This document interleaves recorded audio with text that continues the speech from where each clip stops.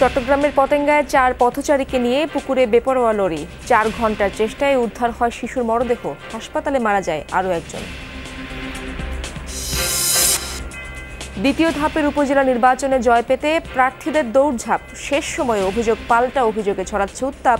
সুষ্ঠু ভোটের প্রত্যাশা স্থানীয়দের। নোয়াখালীর বেগমগঞ্জে ফুটপাথের পর 4 লেন সড়কেও দোকান বসাচ্ছে প্রভাবশালীরা। চলছে ভাড়ার নামে চাঁদাবাজি, বাড়ছে যানজট। নাব্য সংকটে নেত্রকোনার 1.5 শতাধিক নদ নদী। খনন কাজে স্থানীয়দের বিরুদ্ধে বাধার অভিযোগ। প্রতি বছর আগাম বন্যার হুমকিতে হাওরের 41,000 হেক্টর জমির ফসল।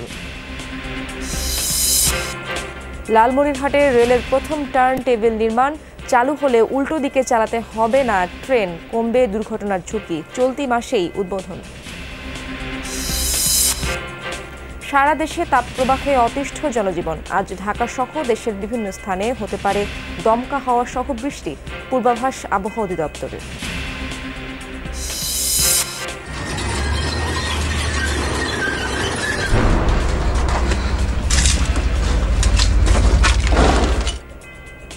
জাবালিয়ায় ইসরায়েলি বাহিনীর ব্যাপক হামলা। হামাসের অন্তত 60 সদস্যকে হত্যার দাবি আইডিএফের। গাজায় 3 জিম্মির মরদেহ উদ্ধার।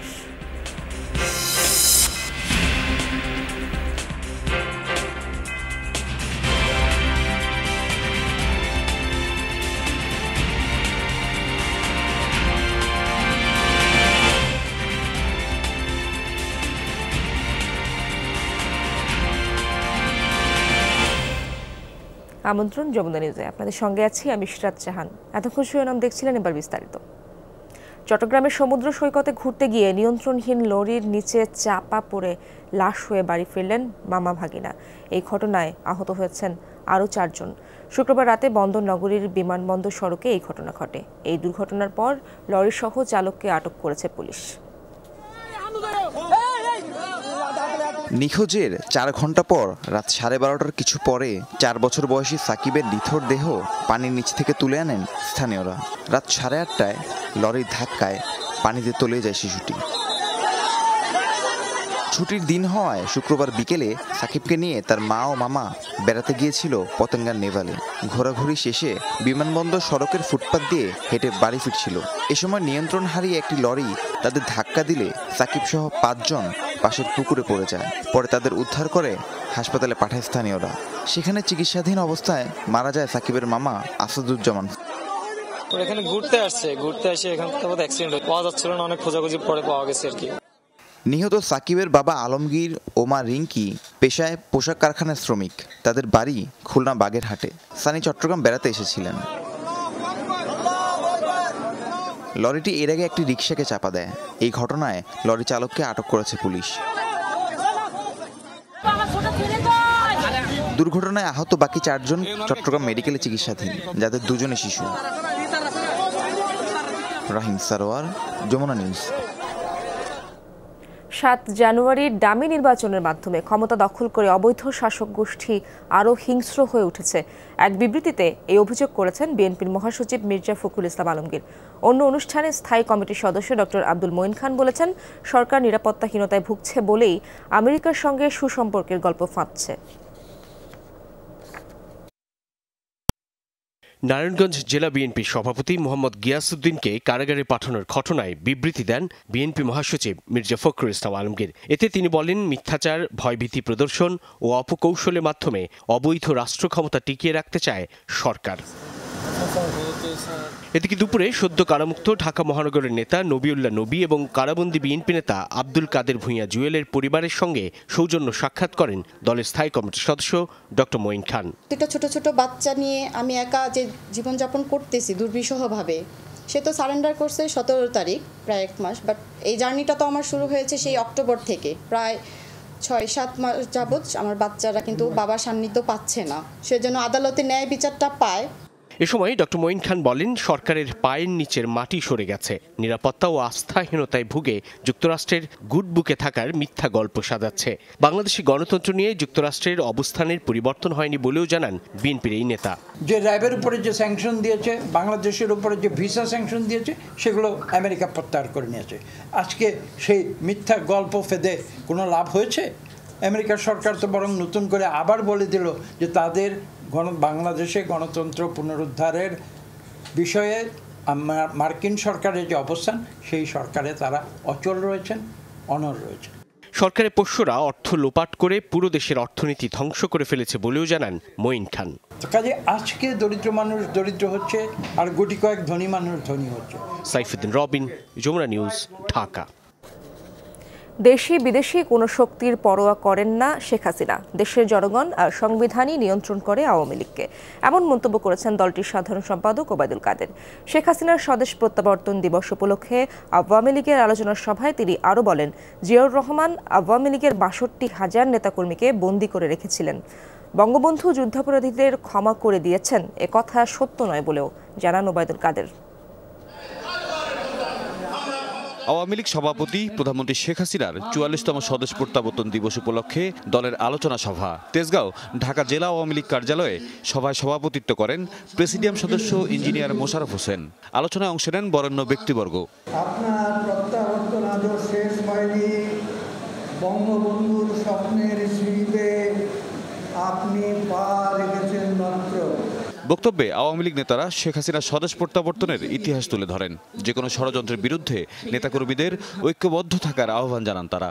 মির্জা ফখরুল ইসলামরা এখনো দুঃস্বপ্ন দেখছে, এখনো মিথ্যাচার করছে, এখনো বাংলাদেশের বিপক্ষে তারা ষড়যন্ত্র লিপ্ত আছে। 2041 সালে শেখ হাসিনার স্বপ্নে স্মার্ট বাংলাদেশ প্রতিষ্ঠার মাধ্যমে আমরা শেখ হাসিনার সকল মেধা এবং শ্রমকে সম্মান করব। তারেক জিয়া আর খালেদা জিয়া এরা একটা খুনি পরিমাণ, খুন করা ছাড়া রক্ত ছাড়া তাদের কোনো কাজ নাই। এরা যেন আর কোনোদিন ক্ষমতা আসতে না পারে। প্রধান অতিথির বক্তব্যে আওয়ামী লীগ সাধারণ সম্পাদক ওবায়দুল কাদের প্রধানমন্ত্রী শেখ হাসিনার নেতৃত্ব ও দেশের উন্নয়ন সম্পর্কে তথ্য তুলে ধরেন। বিএনপি মহাসচিবের বক্তব্যের সমালোচনা করে তিনি বলেন, কোনো বিদেশি শক্তি শেখ হাসিনাকে নিয়ন্ত্রণ করে না, নিয়ন্ত্রণ করে দেশের সংবিধান ও জনগণ। ফখরুল সাহেব, শেখ হাসিনাকে কেউ নিয়ন্ত্রণ করতে পারে না।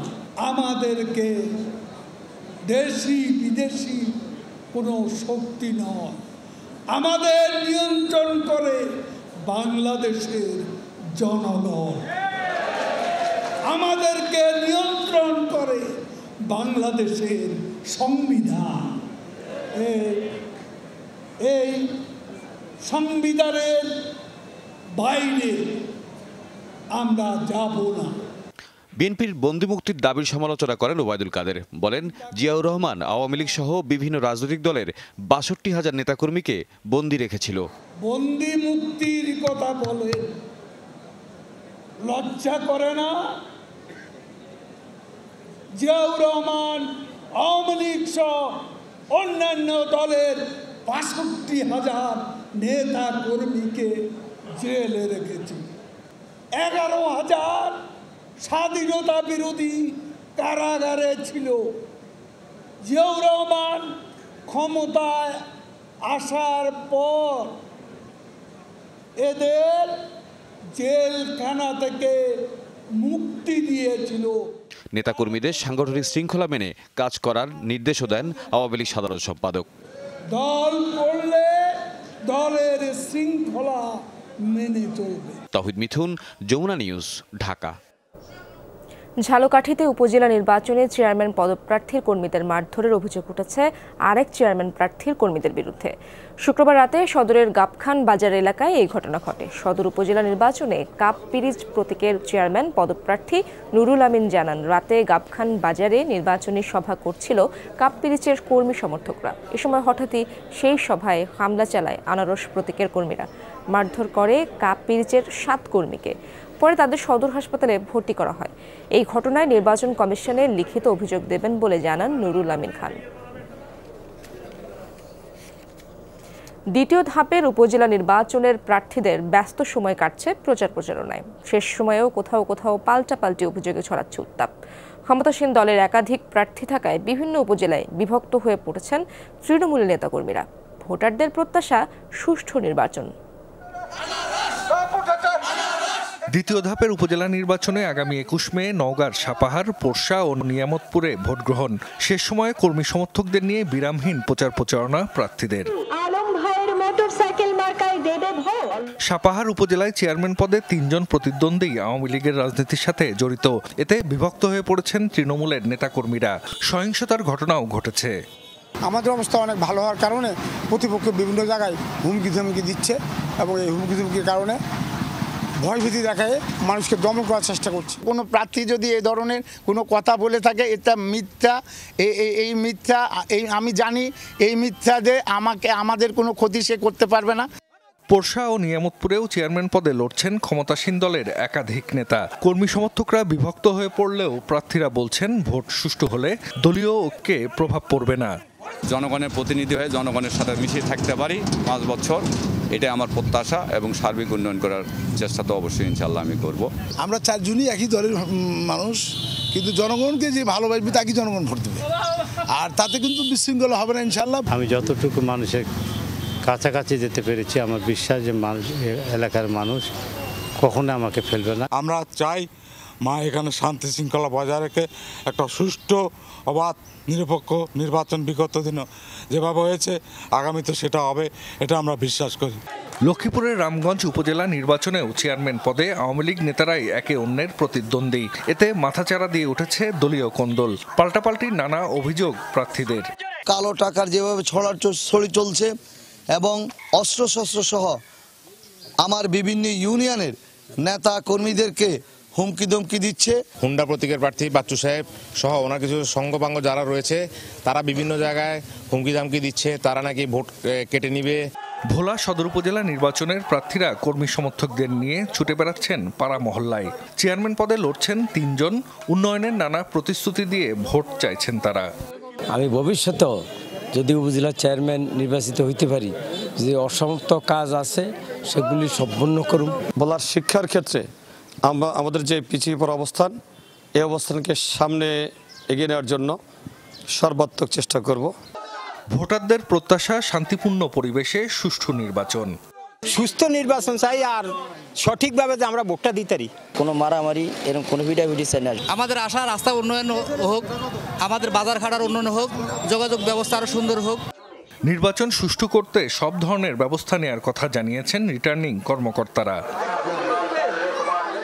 জাহিদ হাসান, যমুনা নিউজ।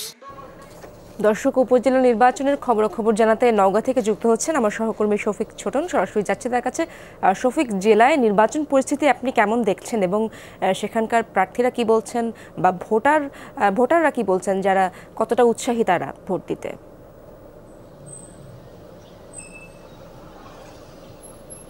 ইসরাত, ভোটাররা কিন্তু ভোট দেওয়ার জন্য অপেক্ষা করছে। দ্বিতীয় ধাপে 3টি উপজেলা পরিষদের নির্বাচন, সাপাহার, পোরশা এবং নিয়ামতপুর। এই 3টি উপজেলায় কিন্তু একেবারে সীমান্ত এলাকা, ভারত সীমান্ত সংলগ্ন এলাকা, যার কারণে নির্বাচন আসলে এক ধরনের নজরদারি বৃদ্ধি করতে হয় প্রশাসনকে। এবছরও বা এই নির্বাচনেও প্রশাসন নজরদারি বৃদ্ধি করেছে। তবে প্রার্থীদের মধ্যে কিন্তু প্রায় সবাই বেশ প্রভাবশালী প্রার্থী, অর্থাৎ উপজেলা আওয়ামী লীগের সভাপতি, সাধারণ সম্পাদক, সহসভাপতি। এই অবস্থায় কিন্তু তারা প্রভাব বিস্তার করতে পারে এবং একে অপরের সঙ্গে সংঘর্ষে জড়িয়ে পড়তে পারে, এরকম কিন্তু আশঙ্কা ছিল এবং এখনো আছে, এমনটি কিন্তু আমরা দেখেছি। এই 3টি উপজেলা ঘুরে আমাদের কাছে যেটি মনে হয়েছে, সাপাহারে যদিও 3 জন প্রার্থী, কিন্তু 2 জন প্রার্থীর মধ্যেই আসলে তীব্র প্রতিদ্বন্দ্বিতা হবে এবং বেশ উত্তেজনায় কাজ করছে ওই উপজেলা জুড়ে। এরই মধ্যে সংঘর্ষের ঘটনা বা হামলার ঘটনা ঘটেছে, সেটি নিয়ে তো পাল্টা অভিযোগ আছেই। এর বাইরে যদি পোরশার কথা বলি, যে পোরশাতে আসলে নির্বাচনী সহিংসতা ইতিপূর্বে হয়েছে এরকম আমাদের জানা নেই, কিন্তু যেহেতু সীমান্ত সংলগ্ন এলাকা এবং এইখানটাতেই আসলে অনেক বড় একটি এরিয়ার একটি উপজেলা হলেও জনসংখ্যার হার, ঘনবসতির হার কম, যার কারণেই তার এরিয়াটা অনেক বড়, যার কারণেই এখানে প্রার্থীরা একে অপরের সঙ্গে হয়তো সংঘর্ষে জড়াবেন না, কিন্তু প্রার্থীদের সমর্থকরা সংঘর্ষে জড়াতে পারেন অথবা একে অপরের দোষারোপ করতে পারেন কিংবা নির্বাচনের দিনে কোনো প্রভাব বিস্তার করতে পারেন, এরকম একটি শঙ্কা ছিল।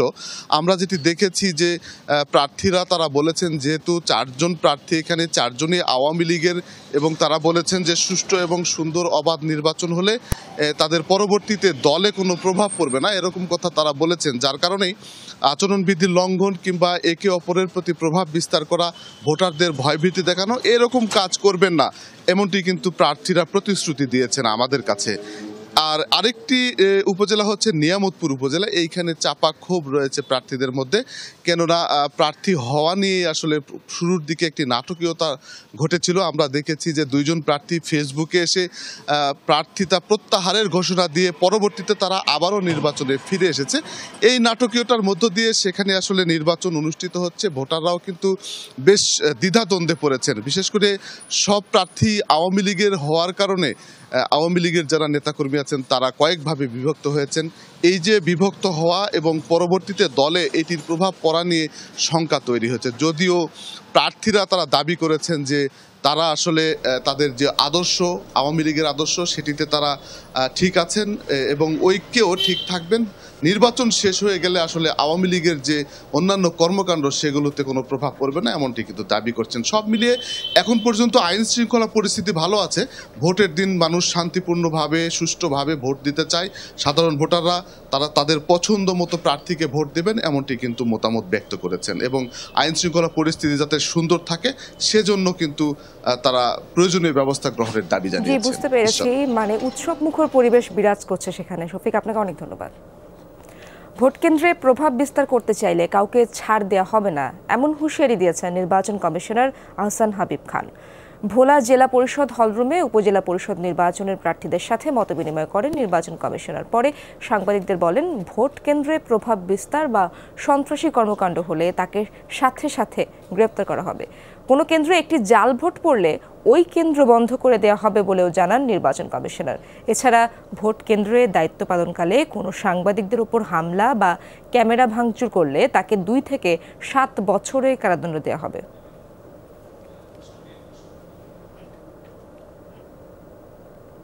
কয়েকদিন স্বস্তির পরিবেশের পর আবার প্রচণ্ড তাপপ্রবাহের কবলে দেশের বিভিন্ন এলাকা। তাপমাত্রা 35 ডিগ্রি সেলসিয়াস হলেও গরম অনুভূত হচ্ছে অনেক বেশি। রীতিমতো অতিষ্ঠ বন্দরনগরীর জনজীবন, ছন্দপতন ঘটছে স্বাভাবিক জীবনযাত্রায়। সবচেয়ে কষ্টে আছেন খেটে খাওয়া শ্রমজীবী মানুষ। প্রয়োজন ছাড়া ঘর থেকে বের হচ্ছেন না অনেকে।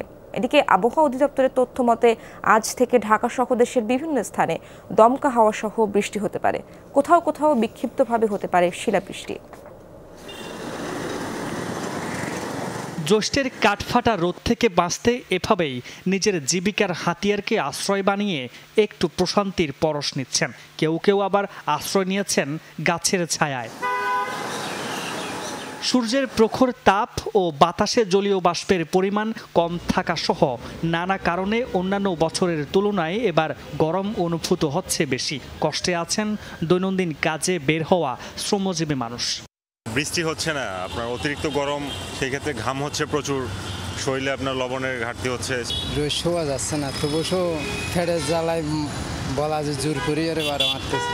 যেগুলা গরম চালাইতে পারছে, এইবার এত গরম সহ্য করতে পারতেছে না, বেশি কষ্টে আছে আর কি। গত 6 মে থেকে টানা কয়েকদিন বৃষ্টির পর সপ্তাহ খানেকের জন্য স্বস্তি ফিরেছিল জনমনে, কিন্তু গত 2-1 দিন ধরে আবার প্রচণ্ড তাপ প্রবাহের কারণে হাঁসফাঁস অবস্থা। শুক্রবার চট্টগ্রামের সর্বোচ্চ তাপমাত্রা রেকর্ড করা হয় 35 ডিগ্রি সেলসিয়াস। দুর্বিষহ জীবনযাপন করছি, যা বলে শেষ করা যায় না। ঘর থেকে বাইরে এলে কাপড় চড়ে ভিজে গেছে দেখেন। অতিরিক্ত বেশি গরম, বুঝছেন। আর গরমে জানা তো গাড়ি চালাতে পারতেছি না আমরা, কি করতে হবে, ফ্যামিলি তো আছে, গাড়ি তো চালাতে হবে। সূর্যের বাহিরে চলে যাচ্ছে, মানুষের ধৈর্য শক্তির বাহিরে এত গরম পড়তেছে। তপ্ত রোদেও সেবা দিয়ে যাচ্ছেন অনেকে, এই যেমন ট্রাফিক পুলিশ। তীব্র গরমের মধ্যেও যানজট পরিস্থিতি নিয়ন্ত্রণে ও সড়কে শৃঙ্খলা ফেরাতে তৎপর তারা। এই তীব্র গরম পড়তেছে, এই গরমও আমরা চেষ্টা করি যানজট একটু কম থাকুক, তাড়াতাড়ি মানুষ বাসায় যাক, বাসায় গিয়ে একটু রেস্ট করুক। ওই জিনিসটা মাঝে মাঝে ভালো লাগে, কষ্ট হইলেও ভালো লাগে এটা করতে আমার। তবে সুখবর দিয়েছে আবহাওয়া অধিদপ্তর। চট্টগ্রামে আজকালের মধ্যে হালকা থেকে মাঝারি বৃষ্টিপাতের পূর্বাভাস তাদের। মামুন রশিদ তৌফি, যমুনা নিউজ, চট্টগ্রাম। দর্শক, আবহাওয়া পরিস্থিতি সম্পর্কে আরো খবর জানবো। চুয়াডাঙ্গা থেকে যুক্ত হচ্ছেন আমার সহকর্মী জিসান আহমেদ। জিসান, এখন কেমন গরম অনুভূত হচ্ছে সেখানকার তো সর্বোচ্চ তাপমাত্রা সবসময় অনুভূত হয়। আজকের দিনে তাপমাত্রা সেখানে কেমন এবং বৃষ্টিপাতের কোনো সম্ভাবনা আছে কিনা সেখানে? ইশরাত, ঘড়িতে সময় সকাল 8:30 প্রায়, কিন্তু গরমের যে অনুভূতি সেটি মনে হচ্ছে মধ্য দুপুর। এবং একেবারেই আমরা দেখছি যে সকাল থেকে আকাশ কিছুটা মেঘলা রয়েছে, সেই সাথে বাতাসের আর্দ্রতা এবং জলীয় বাষ্পের আধিক্যের কারণে একেবারে শরীর থেকে দরদর করে ঘাম ঝরছে, গরমের অস্বস্তি বাড়ছে। দুপুর গড়ালেও যে খুব বেশি স্বস্তি ফিরছে তা নয়। যখন সূর্য থাকছে না কিংবা সন্ধ্যা গড়াচ্ছে, সূর্য অস্ত যাচ্ছে, তারপরেও কিন্তু ভ্যাপসা গরমের অনুভূতি ঠিকই থাকছে। রাত এবং দিনের মধ্যে যে তাপমাত্রার পার্থক্য সেটি খুব বেশি লক্ষণীয় নয়। গতকাল চুয়াডাঙ্গার সর্বোচ্চ তাপমাত্রা রেকর্ড করা হয়েছিল 39.6 ডিগ্রি সেলসিয়াস, এবং রাতের যে তাপমাত্রা কিংবা রাতের যে অনুভূতি এবং আজ সকালে আমরা যে পরিস্থিতি দেখছি তাতেও সহজেই অনুমান করা যায় যে আজও গতকালের মতোই অবস্থা বিরাজ করতে পারে। আবহাওয়া অফিসের পক্ষ থেকে এখনো পর্যন্ত অর্থাৎ আজ এবং কালকের মধ্যে বৃষ্টির কোনো পূর্বাভাস আমাদের দিতে পারেনি। হয়তোবা দেশের কোথাও কোথাও বিক্ষিপ্তভাবে বৃষ্টি কিংবা ঝোড়ো বাতাস হতে পারে, কিন্তু চুয়াডাঙ্গায় সেই সম্ভাবনা এখনো নেই। আমরা সকাল থেকে চুয়াডাঙ্গা শহরের বিভিন্ন এলাকাগুলো ঘুরে দেখছিলাম। আমরা দেখছিলাম যে শ্রমজীবী মানুষ যারা রয়েছে তারা কিন্তু আসলে এই তীব্র গরমের কারণে হাড় মানছে, অনেকটাই কাহিল হয়ে পড়ছে, বিপর্যস্ত হয়ে পড়ছে। অল্প কাজ করার পরেই কিন্তু ক্লান্ত হয়ে পড়ছেন এবং সড়কের পাশে যেসব গাছপালা রয়েছে, গাছের নিচ ছায়াযুক্ত স্থান, সেখানে আশ্রয় নিচ্ছেন, বিশ্রাম নিচ্ছেন, আবার পরবর্তীতে কাজে যাচ্ছেন। এইভাবে কিন্তু আসলে তাদের কাজের যে কর্মঘণ্টা সেটিও অনেকটাই প্রভাব পড়েছে এবং আয় উপার্জনেও কিন্তু একটি বড় প্রভাব পড়েছে। আমরা কিন্তু দেখছিলাম যে যেসব জরুরি কাজে যেসব সাধারণ মানুষ ঘর থেকে বাইরে বের হয়েছেন তারাও কিন্তু আসলে তাদের প্রয়োজনীয় কাজ সেরে আবার ঘরেই ফিরে গেছেন। একই সাথে এই গরমের কারণে কিন্তু আসলে রোগবালাই বাড়ছে, গরমজনিত নানা রোগবালাই। গত ধাপে যখন আমরা দেখেছিলাম যে গরমের কারণে বিভিন্ন ধরনের রোগবালাই বেড়েছিল, এখনও কিন্তু আসলে হঠাৎ করে এই গরমে রোগবালাই বাড়ছে। চিকিৎসকরা নানাভাবে পরামর্শ দিচ্ছে গরমজনিত রোগ থেকে বাঁচার জন্য। ইসরাত, জি স্যার, আপনাকে ধন্যবাদ। লাগামহীন ডিমের বাজার মাত্র এক সপ্তাহের ব্যবধানে 40 টাকা বেড়ে ডজন প্রতি ডিম বিক্রি হচ্ছে 160 টাকায়। অস্বাভাবিক এই মূল্য বৃদ্ধিতে ক্ষুব্ধ ক্রেতারা। নেপথ্যে জড়িত সিন্ডিকেটের কারসাজি বন্ধে কঠোর ব্যবস্থা গ্রহণের দাবি তাদের। এক সপ্তাহ আগেও প্রতি ডজন ডিমের দাম ছিল 115 থেকে 120 টাকা। এক লাফে 30 টাকা বেড়ে বৃহস্পতিবার পর্যন্ত 150 টাকায় বিক্রি হয়। শুক্রবার সকাল থেকে বেড়েছে আরও 10 টাকা। হঠাৎ এমন অস্বাভাবিক মূল্য বৃদ্ধিতে বিপাকে সীমিত আয়ের মানুষ। 9 টাকার ডিম এখন 14 টাকা হওয়ায় কিনতে পারছেন না অনেকে। বাজারে গিয়ে ফিরছেন খালি হাতে। বিশেষ করে নিম্ন ও মধ্য আয়ের মানুষ যারা খাবারের তালিকায় অন্তত একটি ডিম রাখতেন, তাদের এখন সেই উপায়ও নেই। 8 টাকা করে হলেও খাইতে পারতাম, এখন 12 টাকা 13 টাকা 14 টাকা এরকম করতেছে। তো কিভাবে আমরা কিনবো, কিভাবে খাবো? এই যে ডিম কিনাটা, এই যে 150 টাকা যে ডিমটা আসলো 130 টাকা 20 টাকাটা, এটা মধ্যবিত্ত নিম্ন মধ্যবিত্ত পরিবারের জন্য আসলে একটা বার্ডেন। পর্যাপ্ত যোগান থাকার পরও ডিমের বাজারে অস্থিরতার জন্য খুচরা বিক্রেতারা দুষছেন আড়তদাররা দুষছেন খামারিদের। মধ্যস্বত্বভোগীদের কারসাজি এবং বাড়তি মুনাফা হাতিয়ে নিতে কৃত্রিম সংকট তৈরির কথা বলছেন বিক্রেতারা। খামারে কি করে ফাপরেট পায় না, পাইকে যারা কি করে মধ্যস্থরা আড়তদার বড় ব্যবসায়ী যারা বাজার নির্ধারণ করে ওরাই কি করছে রেটটা পায়, বাকি করছে ওই কি করছে মোটা অঙ্ক মুনাফা যেটা এটা ওরাই বুক করে। 80 টাকা 70 টাকা আমাদের কয় ছিল, আমরা 9 টাকা 20 পয়সা বিক্রি করছি। এখন হঠাৎ করে এত বাড়ি যাওয়া অবশ্যই এটা মধ্যে কোনো একটা কারসাজি আছে। হঠাৎ করে এই আজকে এক সপ্তাহখানে প্রায় 1170 টাকা 80 টাকা ডিম বিক্রি করতেছে, মানে 1200 টাকাও ডিম বিক্রি হতেছে। শুধু ডিম নয়, চট্টগ্রামে বাজারে বেশিরভাগ নিত্য পণ্যের দাম ঊর্ধ্বমুখী। নানা অজুহাতে যে যার ইচ্ছা মতো দাম বাড়িয়েই চলছে। এজন্য ভোক্তা অধিকার সংরক্ষণ এবং জেলা প্রশাসনের তদারকি ঘাটতিকে দুষছেন ভোক্তারা। বাজার করার কোনো উপায় নেই। এখন সরকার যদি আমাদের এই নিত্যপণ্য জিনিসগুলোর দিকে সদয়ভাবে তাকাতো, আমরা মধ্যবিত্ত এবং নিম্নবিত্ত যারা আছে এরা উপকৃত হতাম। আগে ছিল মনে করেন দাম কম, এখন দাম বেশি। এখন তো দাম বেশি খাওয়ার কারণে একটু হিম হয়ে যায়। মামুনুর রশিদ তৌফি, যমুনা নিউজ, চট্টগ্রাম। ডিমের বাজারের খবরাখবর জানাতে গাজীপুর থেকে যুক্ত হচ্ছেন আমার সহকর্মী আলী হোসেন বাবু। সরাসরি যাচ্ছি তার কাছে। বাবু, বাজারে ডিমের দাম কেমন দেখছেন আপনি এবং যোগান কেমন?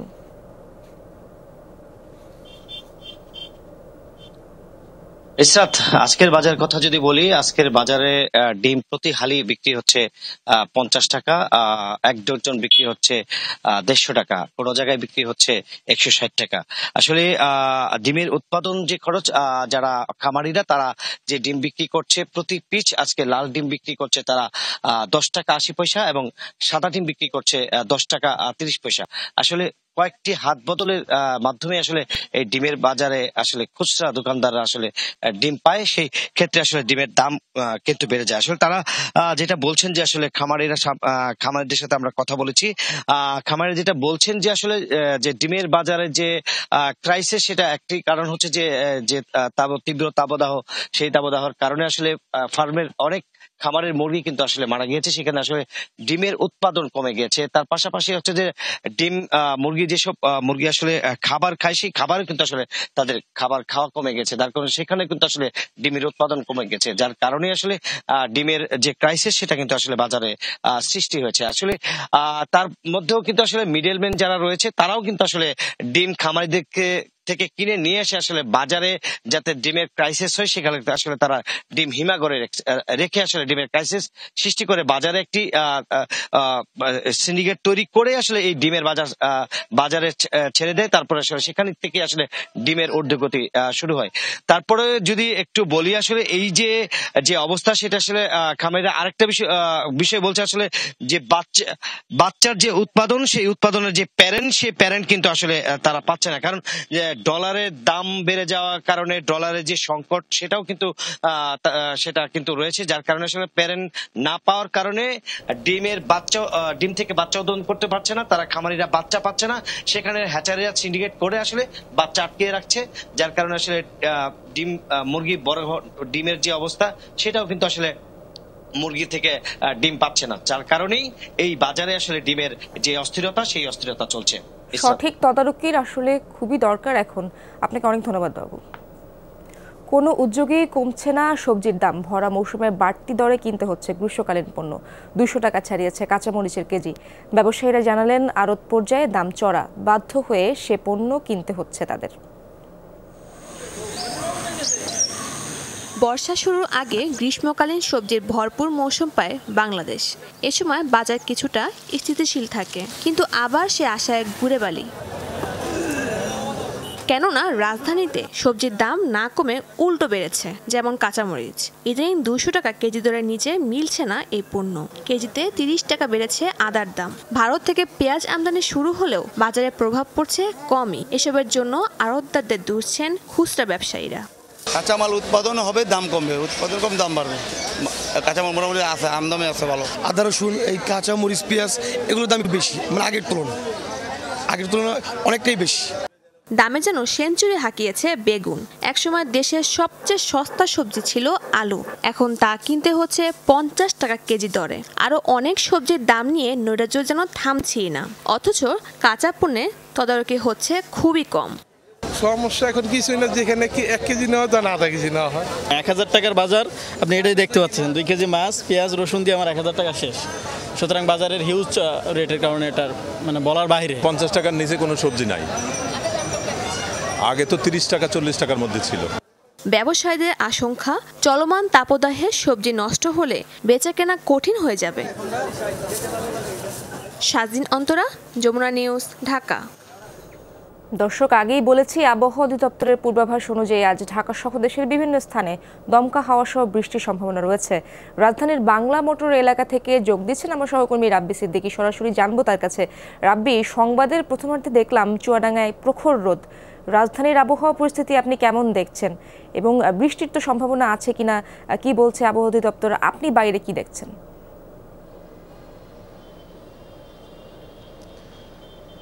আসলে এখন কিন্তু বৃষ্টি হচ্ছে, তবে গুড়ি গুড়ি বৃষ্টি। এবং আপনি জানেন যে রাজধানীতে কিন্তু এখন মানে যেই তাপমাত্রা সেটি স্বাভাবিক তাপমাত্রা, কারণ সকাল থেকেই 30-এর মতো ছিল তাপমাত্রা, এবং আজকে সর্বোচ্চ তাপমাত্রা হবে, দিনের তাপমাত্রা হবে 36 থেকে 37 ডিগ্রি সেলসিয়াস। এবং এর মধ্যে আবহাওয়া অফিস থেকে বলা হয়েছিল যে আজকে বা আজ এবং অথবা আগামীকাল 2-1 দিনের মধ্যে বৃষ্টি হবে। সেই বৃষ্টির দেখা কিন্তু আমরা খুব তাড়াতাড়ি পেয়ে গেলাম। আপনি দেখতে পাচ্ছেন যে আসলে আকাশ মেঘলা আকাশ, এবং কোথাও কোথাও বৃষ্টি হচ্ছে, বাংলা মোটর আছি, এবং এখানেও কিন্তু বৃষ্টির দেখা পেয়েছি। তবে এটি আসলে এই বৃষ্টি তীব্রভাবে কিন্তু বা ভারী বৃষ্টি হবে, আবহাওয়া অফিস থেকে বলেছে যে 2-1 দিন সময় লাগবে, এবং তখন ভারী বা মাঝারি বৃষ্টি হবে। তবে যেই বৃষ্টিই হোক না কেন স্বস্তি দিয়েছে বা স্বস্তি দিচ্ছে রাজধানীবাসীকে, কারণ গত 3 দিন ধরে আবার দেখেছি যে সারা দেশেই একটা দাবদাহ অবস্থা, এবং বিশেষ করে চুয়াডাঙ্গা, যশোর ওই অঞ্চলে কিন্তু তাপমাত্রা অনেক বেড়ে গেছে, এবং সেখানে কিন্তু হিট অ্যালার্ট জারি করেছে। এবং সেই হিট অ্যালার্টের মধ্যে রাজধানীতে এই যে বৃষ্টিটা, বিশেষ করে গুড়ি গুড়ি বৃষ্টি, কিন্তু তাপমাত্রা কমে আসছে এবং বাতাস আছে, এক ধরনের স্বস্তিদায়ক পরিবেশ কিন্তু আছে বলাই যায়। এবং আবহাওয়া অফিস থেকে সবশেষ যে বুলেটিন, সেই বুলেটিনে বলেছে আজ দুপুর থেকে কিন্তু কিছুটা বৃষ্টিপাত বাড়বে, এবং এটি কাল পর্যন্ত বৃষ্টি চলবে। এবং সেটি কিন্তু আসলে এখন ওয়েদার কিন্তু মুহূর্তে মুহূর্তে পরিবর্তন হচ্ছে, এবং সে কারণে বৃষ্টিপাতের বাড়বে না কমবে সেটি আসলে অনেক কিছুর উপর ডিপেন্ড করে। তবে এই যে টিপটিপ বৃষ্টি বা হালকা বৃষ্টি, এই বৃষ্টিটা কিছুটা হলেও রাজধানীবাসীকে স্বস্তি দিচ্ছে। এবং আকাশ মেঘলা, আপনি দেখতেই পাচ্ছেন যে আমার পেছনটা পুরো মেঘে ঢেকে গেছে, এবং এমনটা সারাদিন থাকবে বলে কিন্তু আবহাওয়া অফিস থেকে জানানো হয়েছে। রাব্বি, ধন্যবাদ আপনাকে। দখল দূষণের পাশাপাশি খননের অভাবে নাব্য সংকটে নেত্রকোনার 1.5 শতাধিক নদ নদী, এতে প্রতি বছর আগাম বন্যার হুমকিতে পড়ে হাওরের 41,000 হেক্টর জমির বোরো ফসল। খেতে সেচ সমস্যা সহ নানা সংকট রয়েছে। এর মধ্যে একটি নদীতে খননের কাজ শুরু হয়েছে, তবে বাধা দিয়েছেন স্থানীয়রা। পূর্বধলার সোয়াই নদী, বিশ্বাস করা কঠিন একটা সময় এখানে চলতো পণ্যবাহী নৌযান, এখন চলে গেছে স্থানীয়দের দখলে, পরিণত হয়েছে খালে। হাজার মনি নৌকা আসতো, আমরা আমাদের পিতামাতা মুরব্বীদের কাছ থেকে জেনেছি এবং দেখেছি। ভূমিদস্যুরা তারা বিভিন্ন জায়গায় বিল্ডিং ঘরবাড়ি করে যে অবস্থা করছে, কাজ এখন বাধাগ্রস্তর প্রতি। কিছু বলতে গেলেই এই হাইকোর্ট দেখাচ্ছে, ওইখানে ধরছে। 47 কোটি টাকা ব্যয়ে নদীর 46 কিলোমিটার অংশ খনন চলছে, তবে স্থানীয়দের বাধায় শ্যামগঞ্জ বাজার এলাকায় বন্ধ রয়েছে কাজ। আমাদের এখানে কোনো পানি নিষ্কাশনের কোনো ব্যবস্থা নাই, মানে একটু বৃষ্টি হলেই বাজার প্লাবিত হয়ে যায়। কিছু স্বার্থান্বেষী মহল এটা বাধাগ্রস্ত করতে চাইতেছে, এটা যেন কোনো অবস্থাতেই বাধাগ্রস্ত করতে না পারে। যদি খনন না হয়, এই শ্যামগঞ্জ বাজার বন্যা এসে পানি বাজার প্লাবিত করবে। দখলদারদের বিরুদ্ধে ব্যবস্থা নেওয়ার হুঁশিয়ারি দিয়েছে পানি উন্নয়ন বোর্ড। আশা খনন শেষে মিলবে সেচ সুবিধা, কাটবে আগাম বন্যা থেকে ফসল রক্ষার দুশ্চিন্তা, বাড়বে মাছের উৎপাদনও। সরকারি একটা কাজ বাস্তবায়ন করছে, আমাদের জায়গার প্রয়োজন রয়েছে। আমরা ইতোমধ্যে যারা অবৈধভাবে খাল এবং নদীকে দখল করে রেখেছিল তাদেরকে আমরা নোটিশ প্রদান করেছি। জেলা প্রশাসক জানালেন, কৃষিতে সেচ সুবিধা নিশ্চিতে আরও 25টি নদী খননের প্রস্তাব পাঠানো হয়েছে, অপেক্ষায় আছেন বরাদ্দের। খুব শীঘ্রই এটি যদি অ্যাপ্রুভাল হয়ে আসে, আমরা সেকেন্ড ফেজে এই কাজটা শুরু করতে পারবো, এবং সেখানে এই জেলারই 25টি ছোট খাল, বিল, নদী এগুলোর প্রস্তাব দেওয়া আছে। নেত্রকোনার 10 উপজেলায় ছোট বড় মিলিয়ে 1.5 শতাধিক নদ নদী রয়েছে। দখল দূষণের পাশাপাশি নাব্য সংকটে বেশিরভাগই এখন মৃতপ্রায়। ওবায়দুর রহমান, যমুনা নিউজ। ফুটপাথের পর নোয়াখালীর বেগমগঞ্জে দখল হয়ে যাচ্ছে 4 লেন সড়ক। অভিযোগ, অবৈধ দোকানপাট বসিয়ে চাঁদা আদায় করছে একটি মহল। এ নিয়ে বিপাকে স্থায়ী ব্যবসায়ীরা। চলাচলকারীরা হাঁটছেন ঝুঁকি নিয়ে, সাথে সড়কের যানজট তো আছেই, যদিও ব্যবস্থা নেওয়ার আশ্বাস দিচ্ছে কর্তৃপক্ষ। ফুটপাতে দীর্ঘদিন ধরে থাকা এসব দোকান ধীরে ধীরে স্থায়ী অবকাঠামোর রূপ নিয়েছে। তার উপর আছে বাস ট্রাকের অবৈধ পার্কিং। এতে চলাচলে জায়গা কমেছে পথচারীদের। নোয়াখালীর চৌমুহনী, চৌরাস্তা আর বাংলা বাজারে এর ফলে বেড়েছে যানজট। মূল ফুটপাথ দখল হয়ে গেছে, এখন ফোর লেনটাও দখল হওয়ার কথা। এখন আমরা কেমনে হাঁটবো, এখন গাড়ি করে চলে, আমরা তো হাঁটতে সমস্যা হচ্ছে। রাস্তার অর্ধেক পর্যন্ত এখানে 2 লেনের একটা রাস্তা, ওই পাশে 2 লেন আছে, ওই সাইডেরও 2 লেনও 1 লেন বন্ধ, এই সাইডেরও 1 লেনের বেশি বন্ধ। মাছ, তরকারি, ফল, সবজি এগুলো রাস্তার উপরে চলছে, অথচ বাজার খালি। এগুলোর জন্য আরো বাজার সম্প্রসারণ করুক। 4 লেন সড়কের 2 লেনই অবৈধ দখলদারদের কবলে। বাজারের স্থায়ী ব্যবসায়ীদের অভিযোগ, ফুটপাতে থাকা হাজারের বেশি দোকান থেকে প্রতিদিন চাঁদা তোলে প্রভাবশালীরা। দখল সত্ত্বের জন্য 50,000 থেকে 1 লাখ টাকা পর্যন্ত নেওয়া হয় অগ্রিম।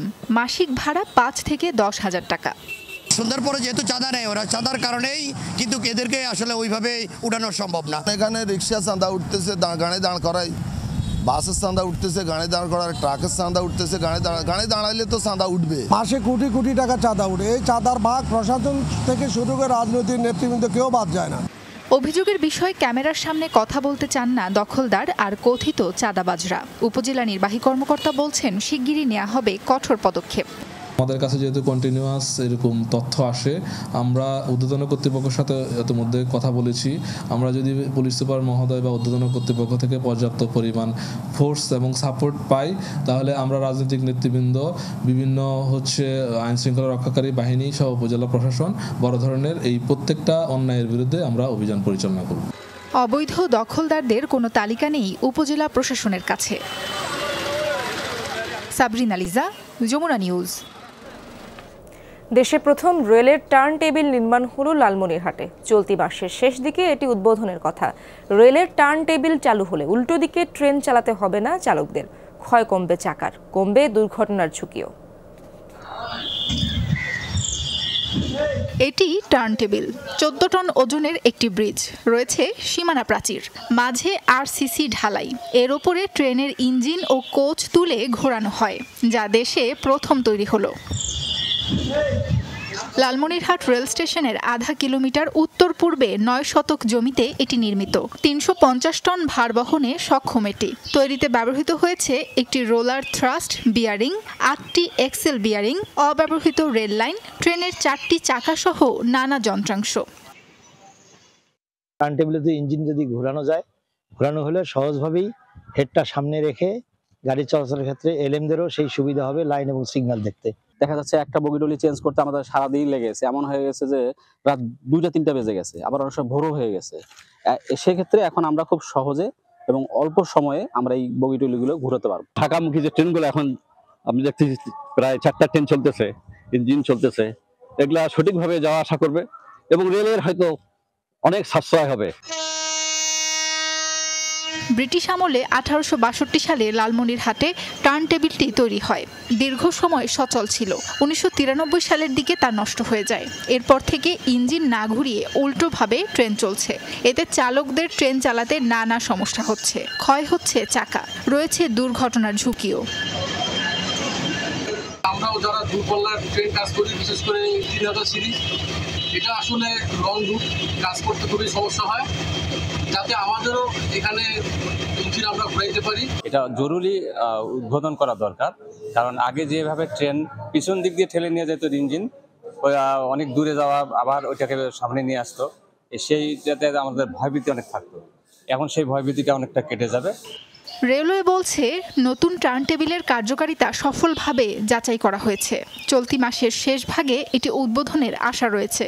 চালক যেদিকে থাকবে, ইঞ্জিনের গতিপথও যেন সেই দিকেই হয়। এতে চালকের সিগন্যাল দেখতে সুবিধা হয় এবং দুর্ঘটনা ঘটার সম্ভাবনা হ্রাস পায়। আর কোচ ঘুরানোর কারণ হচ্ছে যে কোচের উভয় পাশের চাকার ক্ষয় যেন সমান হারে হয়, এটা নিশ্চিত করার জন্য কোচ ঘুরানো হয়। টার্ন টেবিলটি নির্মাণে ব্যয় হয়েছে 25 লাখ টাকা। সাবরিনা লিজা, যমুনা নিউজ। বড় হচ্ছে বাঁশ বেত শিল্প। প্রত্যন্ত এলাকায় তৈরি হচ্ছে বাহারি শৌখিন এবং গৃহস্থালী পণ্য। নিশ্চিত হচ্ছে কর্মসংস্থান। পণ্য রপ্তানি করে অর্জন হচ্ছে বৈদেশিক মুদ্রাও। কিন্তু এসব পণ্য উৎপাদনের সঙ্গে সম্পৃক্ত উদ্যোক্তারা ভালো নেই। বাজার ব্যবস্থা গড়ে না ওঠায় মিলছে না ন্যায্য মজুরি। অন্যদিকে পুঁজি না থাকায় ব্যাহত হচ্ছে উৎপাদন। বলা হচ্ছে, ঐতিহ্যবাহী এই শিল্প বাঁচিয়ে রাখতে দরকার সরকারের সুদৃষ্টি। পণ্যের বৈচিত্র্যকরণ এবং বাজার সম্প্রসারণে কাজ করছে এসএমই ফাউন্ডেশন। মাহফুজ মিঠুর ছবিতে মানিকগঞ্জ থেকে ফিরে রিমন রহমানের রিপোর্ট। চম্পারানীর বয়স এখন ৩০, বিয়ে হয়েছে ১৮ বছর। দীর্ঘ এই সময়ে স্বামীর সঙ্গে সংসারের হাল ধরেছেন অদম্য এই নারী। বাঁশ দিয়ে তৈরি হচ্ছে গৃহস্থালী পণ্য। ঝাড় থেকে বাঁশ সংগ্রহ করার পর কয়েক ধাপে হয় প্রক্রিয়াকরণ। দিনরাত কঠোর পরিশ্রমের মাধ্যমে এসব পণ্য উৎপাদন হলেও ঘুরছে না চম্পারানীদের ভাগ্যের চাকা, মিলছে না ন্যায্য মূল্য। ভাগ্যের পরিবর্তন এখন তৈরি হয়ে ওঠে নাই, তার কারণে এখন মনে করেন যে ছেলে পেলে কাজকর্মের মধ্যে লাইন হয় নাই। মানিকগঞ্জের ঘিওর উপজেলা বাঁশবেত শিল্পের জন্য প্রসিদ্ধ। এখানকার ২৫০ শতাধিক মানুষ বংশ পরম্পরায় তৈরি করছে হরেক রকম পণ্য।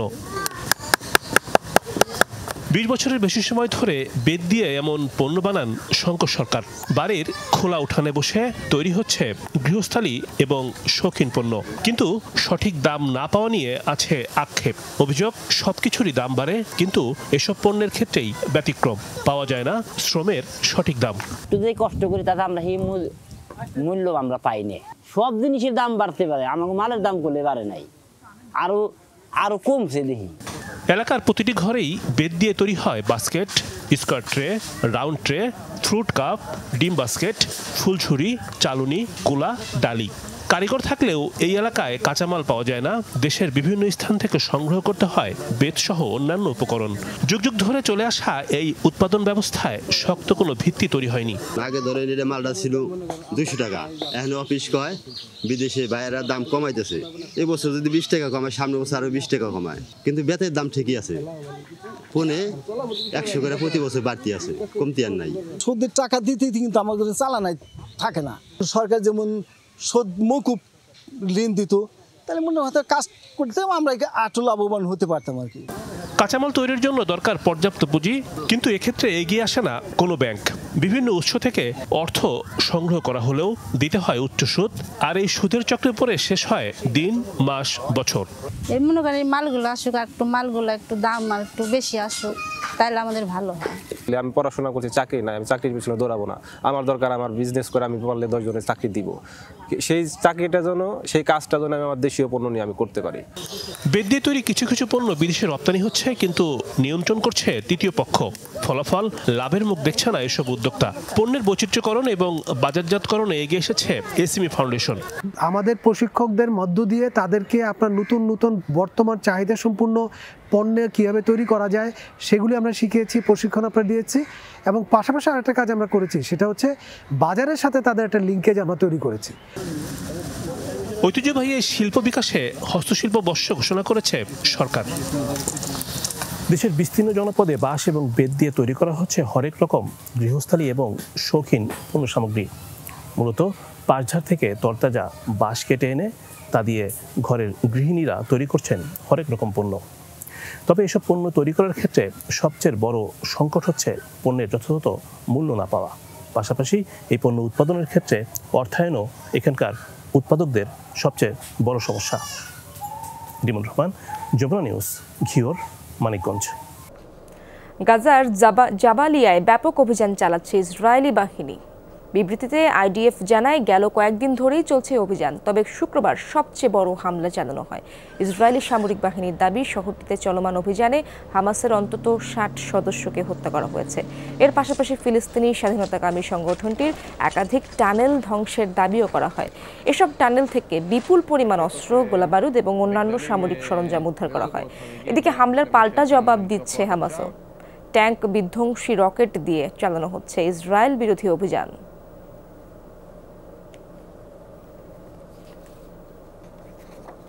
গাজার পাশাপাশি পশ্চিম তীরেও তাণ্ডব চালাচ্ছে ইসরায়েলি বাহিনী। যেদিন শরণার্থী শিবিরে আইডিএফ বিমান হামলায় ইসলামিক জিহাদের এক শীর্ষ নেতা নিহত হয়েছেন। তার নাম ইসলাম খামাই শে। তিনি জেনিন ব্রিগেডের শীর্ষ নেতা ছিলেন। হামলায় আহত হয়েছেন অন্তত 7 জন। বিমান হামলার ভিডিও প্রকাশ করেছে ইসরায়েলি সামরিক বাহিনী। ইসলামিক জিহাদের নিহত শীর্ষ নেতার মরদেহ নিয়ে বিক্ষোভ হয়েছে জেনিনে। গাজায় অভিযানের পর থেকেই পশ্চিম তীরে হামলার পরিধি বাড়িয়েছে ইসরায়েলি সামরিক বাহিনী।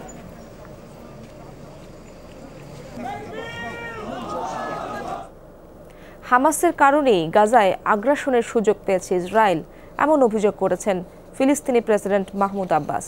বাহরাইনের রাজধানী মানামায় আরব দেশগুলোর জোট আরব লীগের ৩৩তম সম্মেলনে এই অভিযোগ করেন মাহমুদ আব্বাস। গাজার বর্তমান বিপর্যস্ত পরিস্থিতির জন্য ইসরায়েলি সামরিক বাহিনীর অভিযানের পাশাপাশি হামাসকেও দায়ী করেন তিনি। বলেন, গত ৭ অক্টোবর ইসরায়েলি ভূখণ্ডে হামলা চালায় হামাস। এর মাধ্যমে ইসরায়েলকে গাজায় আগ্রাসন চালানোর সুযোগ করে দিয়েছে হামাস।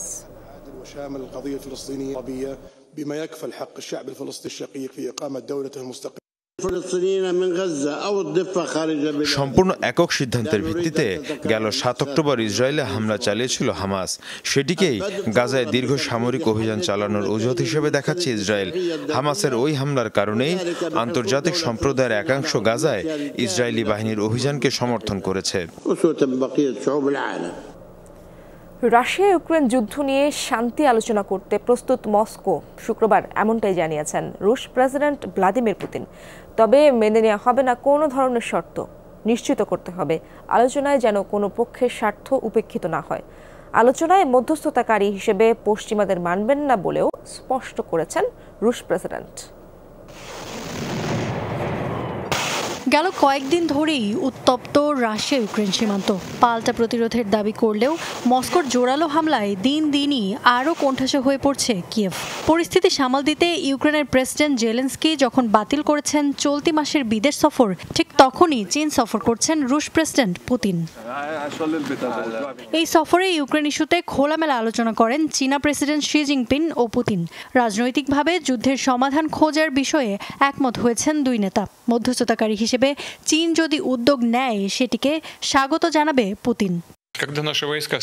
আমরা সবসময় আলোচনায় প্রস্তুত। ইউক্রেন কিংবা তার মিত্রদের মতো আমরা কখনোই আপত্তি জানাইনি। তবে পশ্চিমারা মস্কোর চাওয়াকে উপেক্ষা করে কিয়েভের স্বার্থ সংশ্লিষ্ট প্রস্তাব তুলে ধরতে চায়। এরপর পুরো বিশ্বের চাওয়া নাম দিয়ে তা রাশিয়ার উপর চাপিয়ে দিতে চায়, যা আমরা কোনোভাবেই মেনে নিতে পারি না। আলোচনায় বসতে ইতিবাচক হলেও বেশ কিছু বিষয় স্পষ্ট করেন পুতিন। মধ্যস্থতাকারী হিসেবে পশ্চিমাদের পছন্দ করছেন না ইঙ্গিত দেন এমনটাও।